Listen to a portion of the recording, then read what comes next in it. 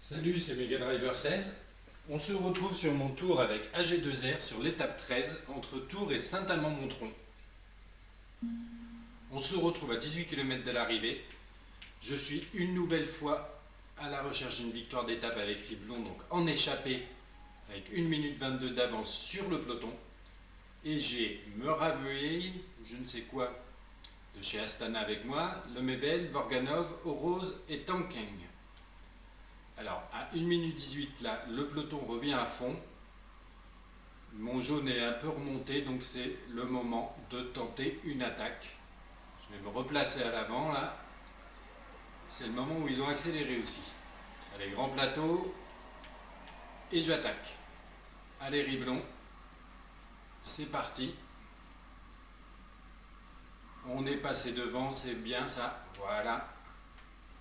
Ah, ils ont un peu été cloués sur place, c'est pas mal. 14 km de l'arrivée, 1 minute 17 d'avance sur le peloton. Je leur ai demandé bien évidemment de ne pas bouger, sauf Kadri à qui j'ai demandé de même gêner les relais des sprinteurs, s'il y arrive. Donc là, à 12 km 9 de l'arrivée, j'ai pris quelques mètres d'avance sur mes compagnons d'échappée. Et l'écart remonte un petit peu avec le peloton. Allez, il faut vraiment espérer gagner une victoire d'étape avec Riblon pour que je remplisse mon objectif secondaire sur ce tour qui est de gagner une étape avec tous les coureurs. Donc là, le jaune arrive à son terme pour le Riblon. Je lui donne son premier gâteau. On passe sous la banderole des 10 km de l'arrivée.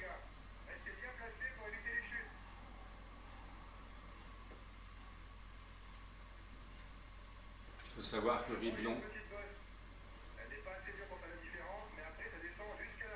c'est vrai, une petite bosse, il faut bien faire l'effort, après ça descend, très légèrement, mais bon, ça descend. Là, 8 km de l'arrivée, le jaune est quasiment encore à nouveau cramé, ça va être chaud là. Je vais passer un petit plateau, hein, obligé. Petit plateau, ça veut dire qu'ils vont revenir. Donc je disais, il faut savoir qu'avec Riblon, il a plusieurs fois tenté déjà. Il a fini 3e de l'étape de Saint-Malo. Il y avait des gens trop forts dans l'échappée avec lui, comme Arashiro, Galopin. Ça revient derrière. C'est normal, ça va revenir. En plus, on arrive à la bosse, là. 5 km de l'arrivée. On a tenté en début d'étape aussi de l'étape précédente avec Riblon, l'étape de Tours, mais finalement les échappées n'ont pas fonctionné. Ouh là là, il est revenu au Vorganov. Et donc c'est Apollinio qui a tiré l'épingle du jeu. Alors, qui a réussi à revenir? Vorganov et Muraviyev. Ok. Le peloton est trop loin, là, il ne va pas revenir.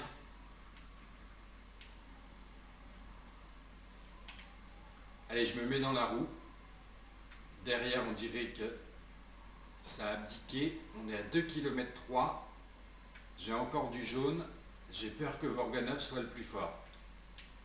Allez, je reprends la main. Je vais peut-être essayer de les surprendre. Allez. Oula. L'Astana n'en peut plus.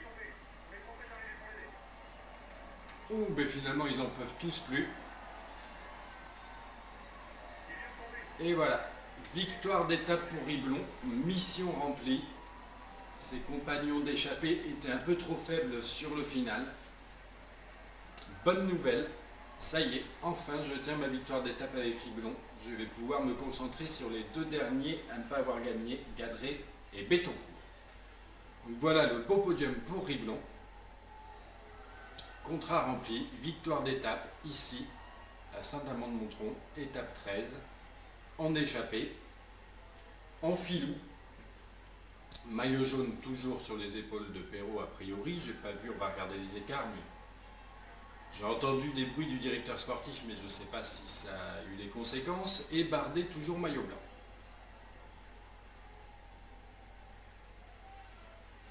va vite fait voir les écarts. Ok, victoire d'étape.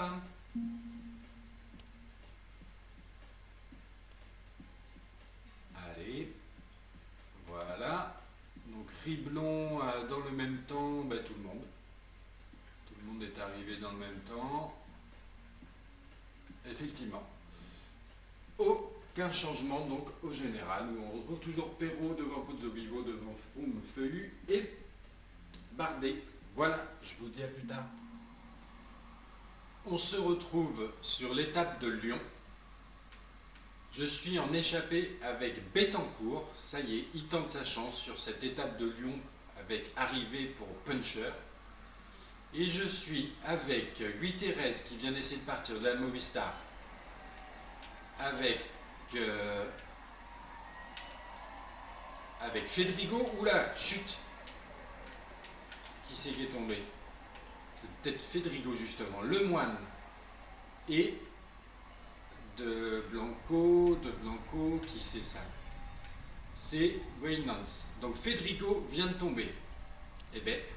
Et donc là, avec Bettencourt, cette arrivée lui est particulièrement favorable. Donc, je vais essayer d'aller contrer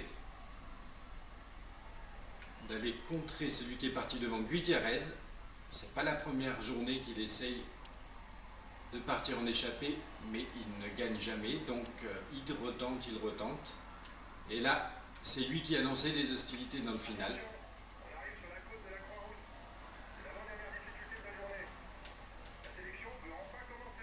Et bien c'est là que mon petit Colombien Bettencourt, mon jeune Colombien puncher, va tenter sa première attaque. Allez, virage, grand plateau, c'est parti. Il a une grosse accélération en plus. Allez, on continue l'effort. On va cramer toute la barre rouge, c'est pas grave. Il faut faire la différence. Voilà. Il prend son gâteau. Thérèse est là, mais un petit peu plus loin. Et j'ai un peu trop cramé le rouge, je ne me suis pas arrêté à temps. Donc on va voir ce que ça donne, mais il y a une petite descente là. Allez, c'est une étape pour Bettencourt, ça, le Colombien qui a brillé lors des classiques du printemps, qui a fait 5e du Giro, ici. Il doit remporter une étape, se montrer. Allez. Maintenant qu'il a pris son gâteau et un peu d'avance sur Gutiérrez, 19 secondes, je vais prendre la main avec Perrault pour tenter quelque chose dans le final. Allez, c'est le cafouillis là. Je comprends pas qu'on soit aussi bas dans le peloton.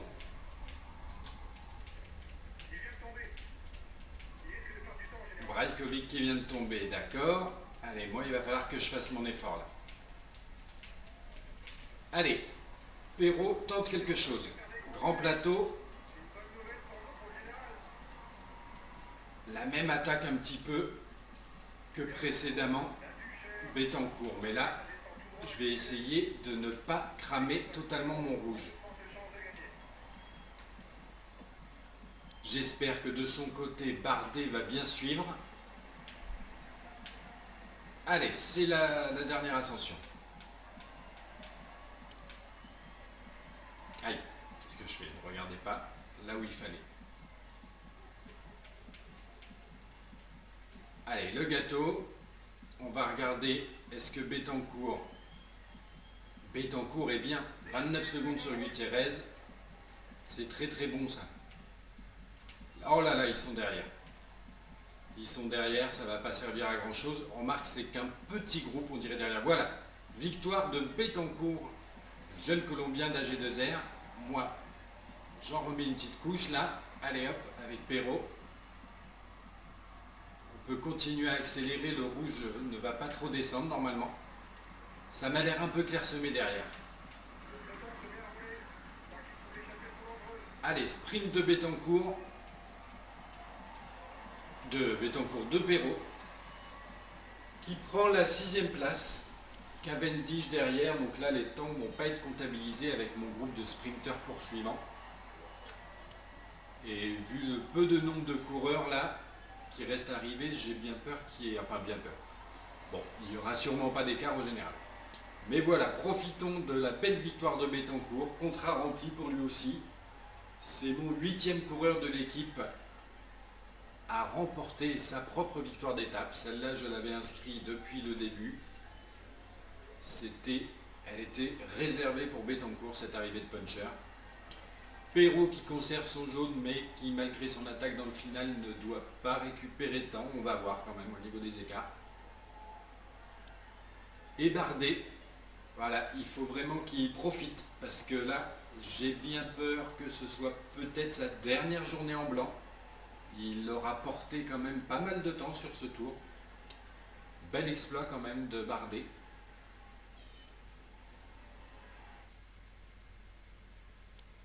Donc la victoire d'étape de Bettencourt à Lyon, en puncher avec un final mouvementé, la chute de Fedrigo qui était l'adversaire principal pour ce final, et Gutiérrez qui a lancé les hostilités mais qu'on a réussi à contrer.